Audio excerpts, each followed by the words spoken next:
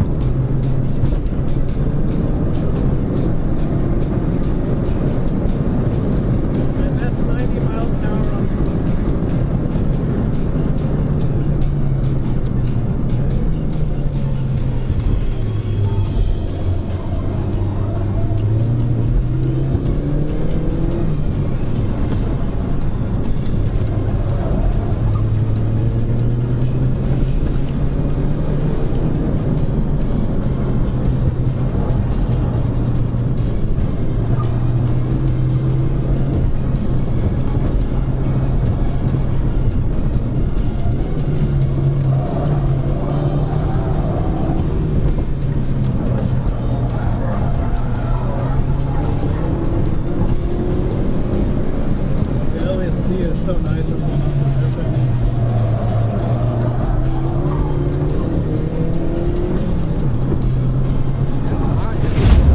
wow. Yeah, I was saving my reactions for the end of the run, but the whole time, wow, that was like edge of the seat stuff. Nice driving. Thanks. Nice run. Man, this car's not even set up yet. Like you're going to be doing a few things to it. Right now it's on all seasons, and you accomplished that. It felt solid. I obviously have a lot more to go. It deals with its weight surprisingly well. Like, so I'm someone who's constantly, I'm super into lightweight cars, simple cars, and this thing weighs over 2,900 pounds, which for me feels like a big number, but this car does not feel it. And probably it's because it has so much torque. 200 foot-pounds at 4,400 RPM. It's really a shockingly engaging platform. I think it's overlooked, passed off, just because it's not Japanese. People haven't even heard about it. Yeah, I think it's overlooked, but once people know like that this thing exists, it opens up a whole new ball game that competes with the Japanese market. The steering just feels really, really good, really rewarding.